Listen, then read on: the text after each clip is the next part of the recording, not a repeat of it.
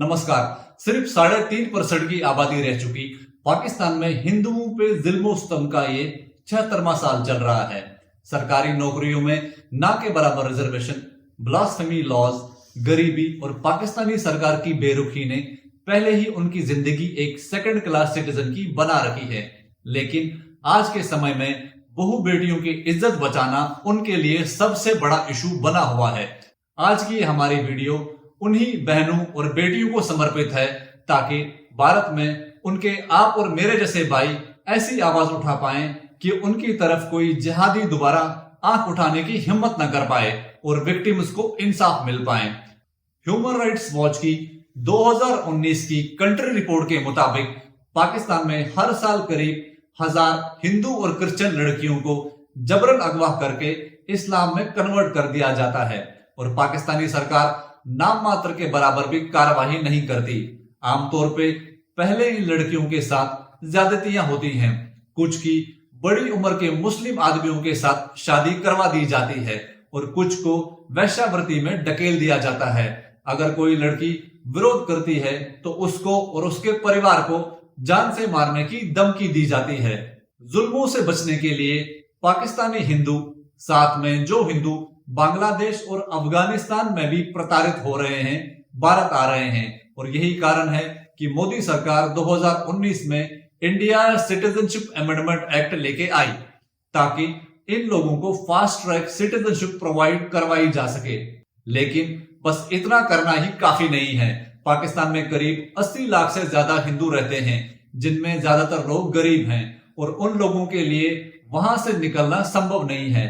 ऐसे में उनके लिए वहां सुरक्षित रहने के इंतजाम कैसे किए जाएं, इस बात पर भी जोर देने की जरूरत है। Human rights commission of Pakistan ने जनवरी 2004 और मई 2014 के बीच सिर्फ सिंध प्रांत में 7430 हिंदू लड़कियों के जबरन अपहरण के मामले दर्ज किए हैं और सिंधी फाउंडेशन 2020 के मुताबिक एक्चुअल केसेस की संख्या इससे कहीं ज्यादा होने के अनुमान है। सिंध प्रांत में ऐसे कई इस्लामिक सेमिनरीज हैं जहां मुस्लिम स्टूडेंट्स को हिंदू लड़कियों को कन्वर्ट करने के लिए उकसाया जाता है और वो इसको हजे अकबरी यानी यह मुस्लिम्स की एक रिलीजियस ड्यूटी है ऐसा समझाया जाता है। इन सेमिनरीज में अगवा की गई लड़कियों को उनकी मर्जी के खिलाफ रखा जाता है और फिर जबरन दरन परिवर्तन करवाकर उनकी शादी करा दी जाती है। ये शादियां बहुत बार उनकी उम्र के दुगने व्यक्तियों के साथ करवाई जाती हैं। फिर उनको लोकल कोर्ट में ले जाकर शादी और धर्म परिवर्तन पे कानूनी मोहर लगाई जाती है और लड़कियां डर और अपने परिवार की सलामती के लिए चुपचाप सब सह लेती हैं। और आप एक बार ये कल्पना कीजिए कि ये अत्याचार पिछले 76 साल से चला आ रहा है और ये वो बच्चियां हैं जो अभी ठीक से बड़ी भी नहीं हुई होती हैं और उनकी मदद के लिए कोई भी ठोस कदम भारत में अभी तक नहीं उठे हैं। अक्टूबर 2022 को हैदराबाद सिंध प्रोविंस से चंद्रा महराज को फतेह चौक से अगवा कर दिया जाता है। पुलिस रिपोर्ट के मुताबिक लड़की अभी तक नहीं मिल पाई है। इस घटना से कुछ दिन पहले ही और 3 हिंदू लड़कियों को अगवा करके जबरन धर्म परिवर्तन करवाया गया था। 24 सितंबर 2022 को एक 14 साल की मीना मैगवार को नासरपुर एरिया से अगवा किया जाता है। उसी कस्बे में एक हिंदू शादीशुदा महिला राखी को अहमद चांदियो नाम का एक व्यक्ति अगवा करके धर्म परिवर्तन करवा देता है। जून 2022 को एक टीनेज हिंदू गर्ल करीना कुमारी कोर्ट के सामने टेस्टिफाई भी करती है कि उसको जबरन कन्वर्ट करके एक मुस्लिम व्यक्ति के साथ शादी करवा दी गई है। यह घटना से 3 महीने पहले 3 और हिंदू लड़कियां सतरान और कविता भील और अनीता भील के साथ भी ऐसी ही घटनाएं हुई थी। 21 मार्च 2022 को सक्कर में एक हिंदू लड़की पूजा कुमारी की गोली मारकर हत्या कर दी जाती है क्योंकि उसने एक मुस्लिम व्यक्ति का मैरिज प्रपोजल ठुकरा दिया था। जनवरी 15, 2020 को एक 15 साल की स्टूडेंट मेहर कुमारी को अली राजा सोलंकी जैकबा डिस्ट्रिक्ट सिंध से किडनैप कर लेता है और फिर उससे शादी कर लेता है। मामला कोर्ट में पहुंचता है और कोर्ट शादी को नलिफाई कर देती है सेक्शन 3 और 4 of the Sindh child marriage restraint act के अंतर्गत।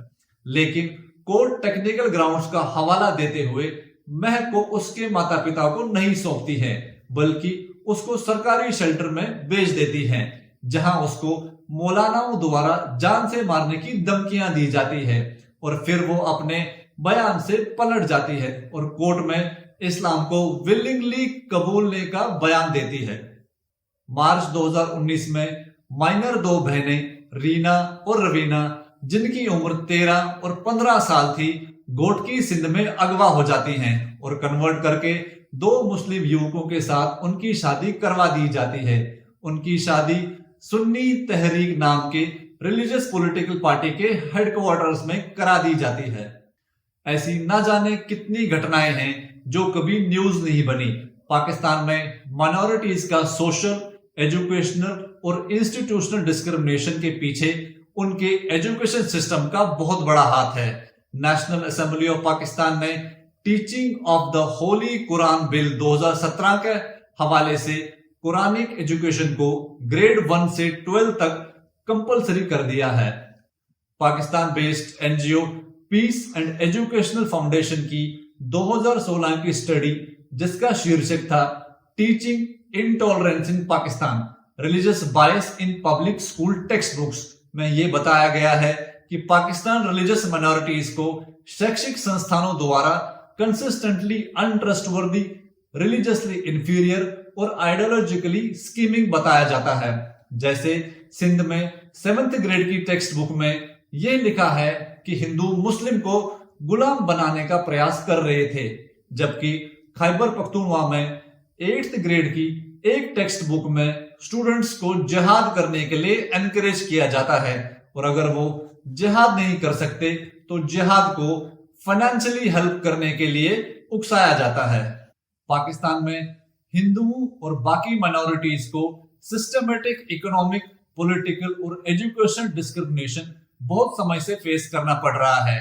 कोरोना वायरस पेंडेमिक के दौरान लयारी कराची में हिंदू और क्रिश्चियन लेबरर्स को सयाली ट्रस्ट फंड, जो सिंध प्रोविंशियल गवर्नमेंट की चैरिटी ऑर्गेनाइजेशन है, ने इमरजेंसी खाना देने से सिर्फ ये बोल के मना कर दिया था कि वो ये खाना सिर्फ मुस्लिम्स के लिए लाए हैं। हिंदू कम्युनिटी लीडर्स के मुताबिक पाकिस्तान से हर साल करीब 5000 हिंदू रिफ्यूजीज भारत आ रहे हैं। अक्टूबर 2022 में पाकिस्तान की पार्लियामेंट्री कमेटी ने फोर्स रिलीजियस कन्वर्जन बिल को यह बोलकर रिजेक्ट कर दिया था कि अभी उनके देश में ऐसे बिल के लिए फेवरेबल एनवायरमेंट नहीं है। ऐसे में भारत की ये नैतिक और मानवीय जिम्मेदारी भी बनती है कि वो पाकिस्तानी हिंदुओं के लिए दुनिया में मजबूत और भरोसेमंद कदम उठाएं ताकि ऐसी बच्चियों को बचाया जा सके। आप लोगों को भी अपने लोकल एमएलए या एमपी को पाकिस्तान में रह रहे हिंदुओं की हर फोरम में आवाज उठाने के लिए प्रेरित करना चाहिए। यदि हम सब प्रयास करें तो बहुत सारे मासूम जिंदगियों को उजड़ने से बचाया जा सकता है। आपका इस बारे में क्या सोचना है, कमेंट में जरूर बताएं। आपका एक एक कमेंट हर उस बच्ची को हिम्मत देगा जो भारत से सपोर्ट की आस न जाने कितने सालों से लगाए बैठी हैं। ऐसी और जानकारियों के लिए चैनल को सब्सक्राइब करना ना भूलें और वीडियो को लाइक करें और अपने दोस्तों के साथ शेयर भी करें। धन्यवाद।